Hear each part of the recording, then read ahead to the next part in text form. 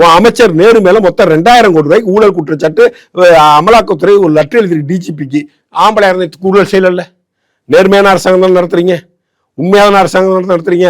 ஆண்மை இருந்தால் அந்த அந்த வழக்குக்கு ஒரு எஃப்ஐஆர் போடு. இல்ல ஆண்மை இருந்தால் நீ திரும்ப லெட்டர் எழுதி ஈடிக்கு.